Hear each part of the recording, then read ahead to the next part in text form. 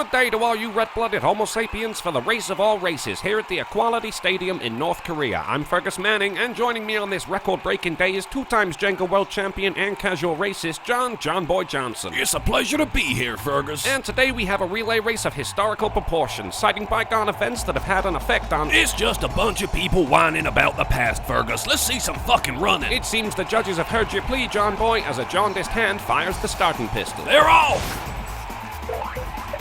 But what are the black runners doing? Don't they know the race has started? Since when has anyone in a rush obeyed a red light? I think they're afraid of the starting pistol, Fergus. They heard a shot, they're already on the ground, they don't know what to do.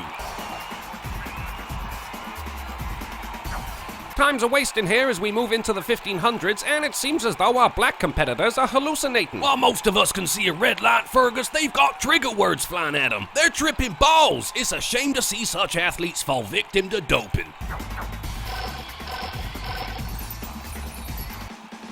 Oh! They just got lapped by the more pale competitors. Is this race already over, John Boy? Far from it, Fergus. These guys are used to being late to everything.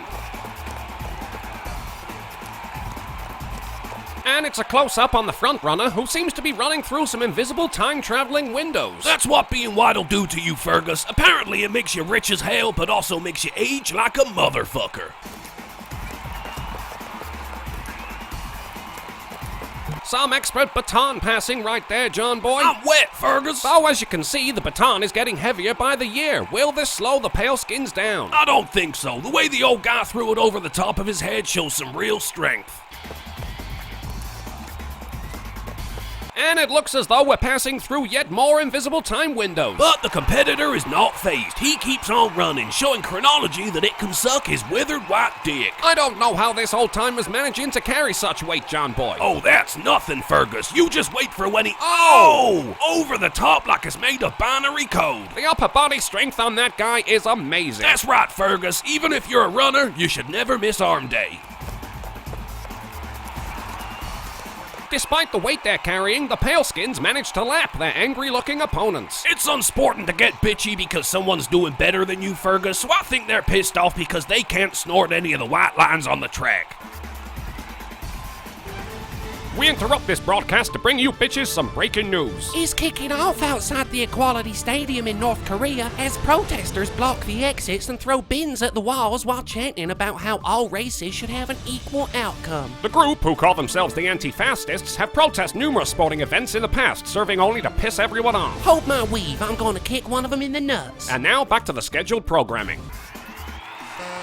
And they're finally off, 1964 marking the beginning of the civil rights movement, allowing our darker competitors to begin the metaphor that is tonight's big race. Do you think they can catch up, John Boy? That depends on their method of racing, Fergus. They've definitely got it in them to catch up, but whether they continue to compete or just bitch that the white guys have been running for longer is up to them.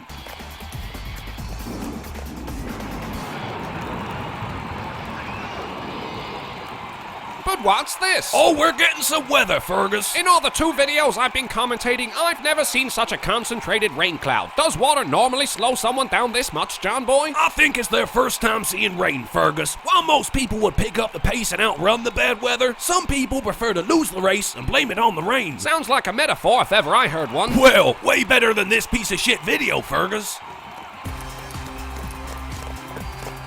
Oh, what now? That's just poor maintenance on the management's part right there. They knew it was race day and they didn't clear the track. But how about as a representation of the poor schooling the majority of black children receive? I'd say that's a piss poor representation, Fergus. We can quite clearly see they were just running in a straight fucking line. It's a flat track. They could have seen those rocks from a mile away. So what do you do when you hit an obstacle? You blame it on the schools, Fergus.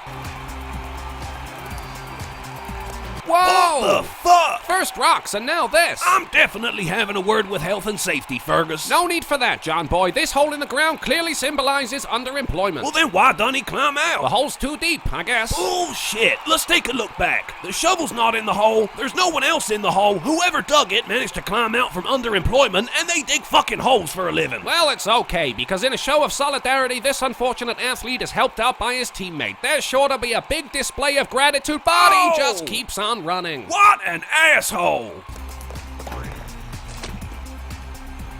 And he's fallen into it. Are those sharks? This is getting fucking ridiculous, Fergus. There's no way this is a standard racetrack. Never a truer word spoken, John Boy, because this isn't a standard racetrack. Apparently, standards are bad. Only to people who think they deserve special treatment, Fergus. Standardized testing means everyone is tested under the same circumstances, so in reality, that shark-infested pool would span across the track for everyone. Let me guess, another piss-poor representation. It's another piss-poor representation, Fergus.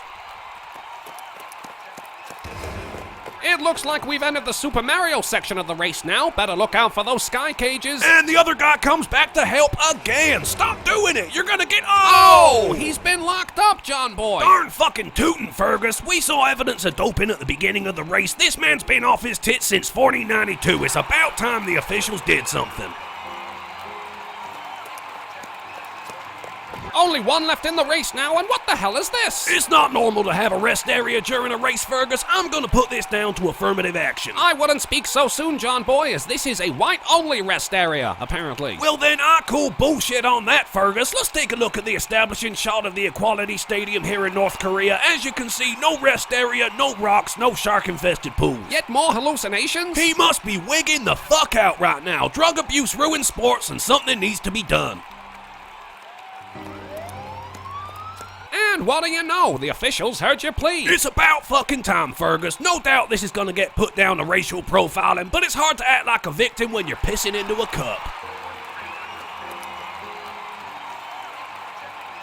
It looks like he passed that drug test, John Boy, only to meet a brick wall. I was in Nam, Fergus. We had to climb walls 3 times that size in boot camp. We didn't sit down and cry. This guy's a pussy. Of course, the wall is there to represent his shortened lifespan. Well, I'd like to hear what affirmative action can do about that one, Fergus. In the meantime, here comes some good old-fashioned white people connections in the form of a conveyor belt. Just look at that privilege. Who needs to train when you have the wealth and amenities that every single white person has just because of the color of their skin? No, that's just white man, Fergus. As you can see, the ginger bitch is only just managing to keep up. She's doing a good job, John Boy.